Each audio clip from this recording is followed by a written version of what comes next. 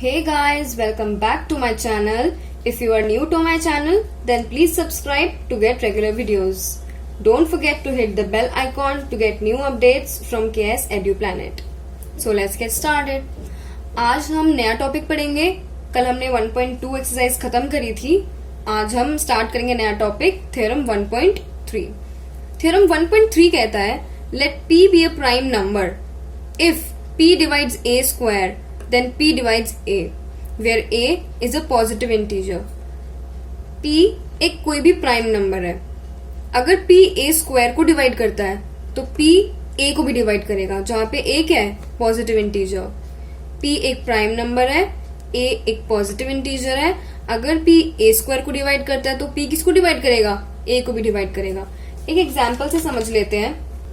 For example हमने p ले लिया 3 एक प्राइम नंबर है ना. 3 के अपने टेबल के अलावा एंड 1 के अलावा कोई फैक्टर्स नहीं है. एंड a को हम ले लेते हैं 6 कोई भी पॉजिटिव इंटीजर ले लिया हमने. तो इसमें लिखा है कि अगर p जो है वो a स्क्वायर को डिवाइड करेगा देन a स्क्वायर क्या हो जाएगा हमारा, 6 इंटू 6 इज इक्वल टू 36. तो अकॉर्डिंग टू थ्योरम 3 अगर डिवाइड कर रहा है 36 को, 3 हमारा p था एंड हम इसको ऐसे जो ये लाइन होता है इसको हम लिखते हैं डिवाइड्स. इसका मतलब है कि 3 36 को डिवाइड करता है. तो अगर 3 36 को डिवाइड कर रहा है देन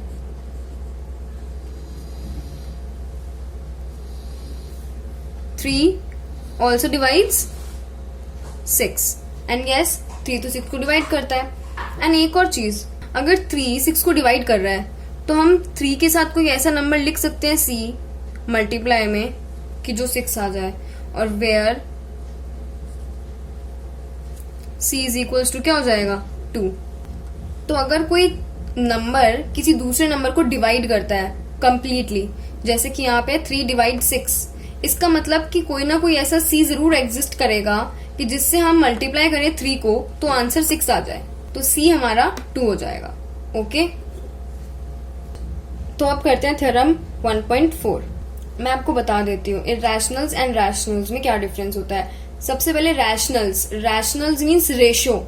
वो रेशो की फॉर्म में होते हैं, p अपॉन q की फॉर्म में होते हैं जहां पे q 0 के इक्वल नहीं होता. एंड इरैशनल्स को हम p अपॉन q की फॉर्म में नहीं लिख सकते हैं.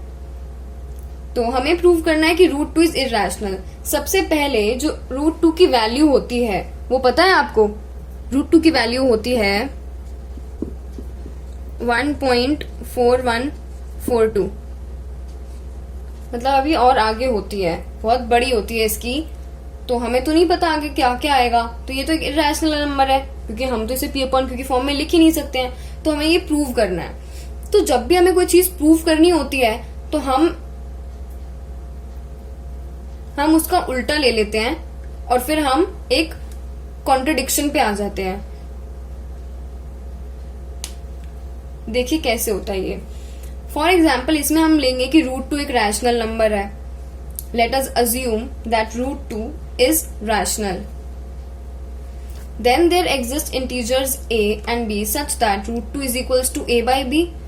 अगर √2 रैशनल है इसका मतलब वो p अपॉन q के फॉर्म में लिखा जा सकता है.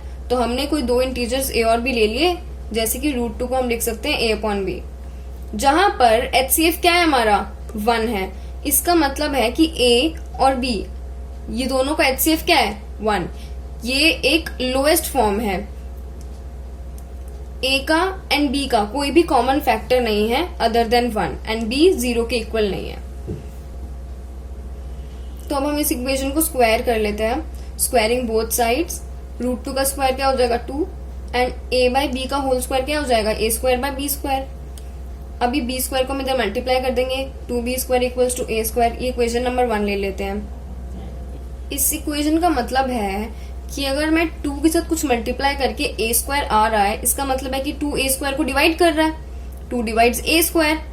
इसका मतलब है, अभी हमने पीछे थ्योरम पढ़ा था थ्योरम 1.3, मैं यहाँ पे पूरा नहीं लिख रही हूँ आपको, लेकिन पूरा लिखना होगा एग्जाम में. तो थ्योरम 1.3 के अकॉर्डिंग अगर 2 a स्क्वायर को डिवाइड कर रहा है इसका मतलब 2 a को भी डिवाइड करेगा, है ना. तो 2a को भी डिवाइड करेगा। दैट इम्प्लाइज कि a is equal to 2c।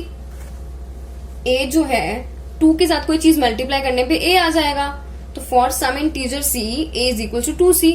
अब हम क्या करेंगे, इनका भी स्क्वायर करेंगे। a square is equal to 4c square. Square करा।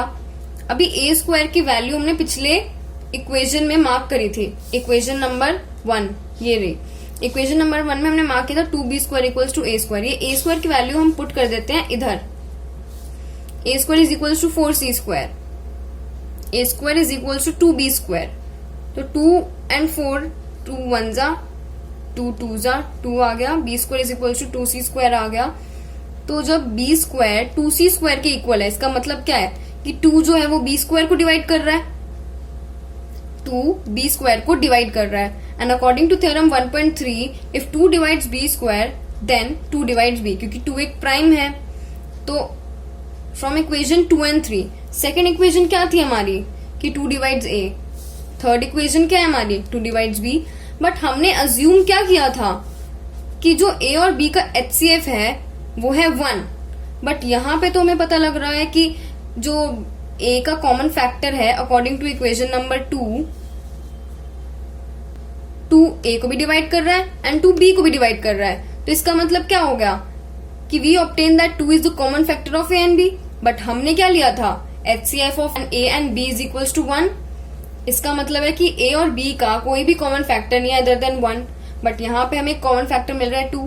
इसका मतलब क्या हुआ, हमारा एजम्पशन क्या था, wrong, and hence root 2 is irrational.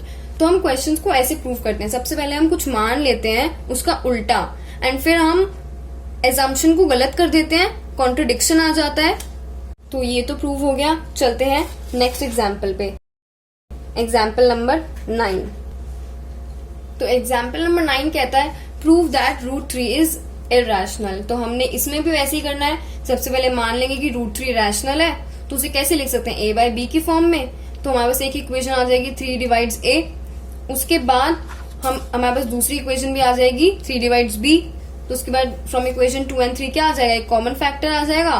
But ये कॉन्ट्रोडिक्ट करेगा हमारा कौन सा फैक्ट कि HCF of a and b equals to 1। तो हमारा एजम्पशन रॉन्ग हो जाएगा और रूट 3 इर्रेशनल हो जाएगा। ये सेम एज इट इज है। तो चलते हैं हम नेक्स्ट एग्जाम्पल पे। Example number 10। एग्जाम्पल नंबर 10 कहता है show that 5 minus root 3 is irrational. तो इसका प्रोसेस थोड़ा सा डिफरेंट होता है।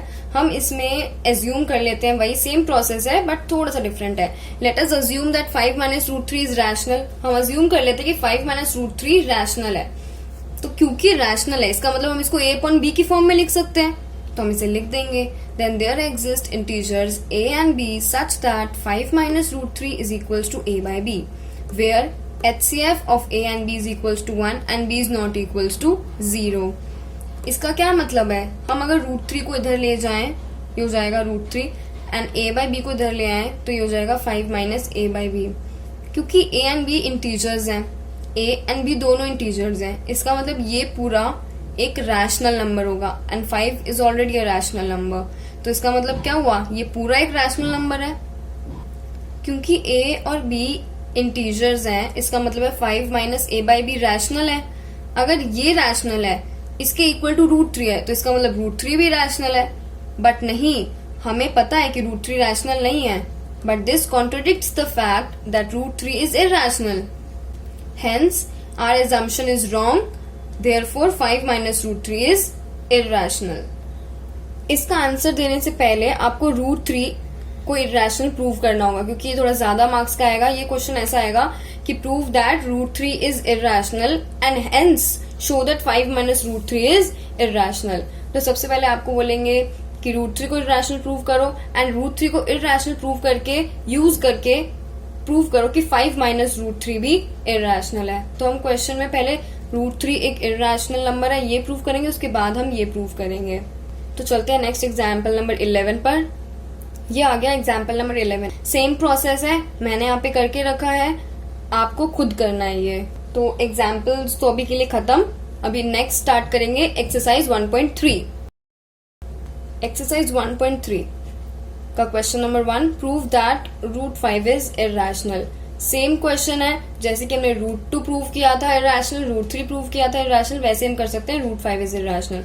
तो ये आप खुद कर सकते हैं। यहाँ खत्म हो जाता है क्वेश्चन नंबर 1। चलते हैं नेक्स्ट क्वेश्चन पर, क्वेश्चन नंबर 2। तो इसके आगे क्वेश्चन नंबर 3 भी जो है सेम टाइप के हैं, तो वो आप खुद कर सकते हैं। मैं यहाँ पे शो कर देती हूँ, इन केस आपको ना समझ में आए तो आप समझ लीजिएगा। क्वेश्चन नंबर 3 का first part, second part and third part. इसके साथ ही हमारी 1.3 भी खत्म हो जाती है। So that's all for today guys. And अगर आप मेरे चैनल पे नए हैं तो आप प्लीज मेरे चैनल को सब्सक्राइब करना ना भूलें। And also don't forget to hit the bell icon, ताकि आपको मेरी नई नई वीडियोज का अपडेट मिलता रहे। सो मिलते हैं नेक्स्ट वीडियो में। Bye, thank you.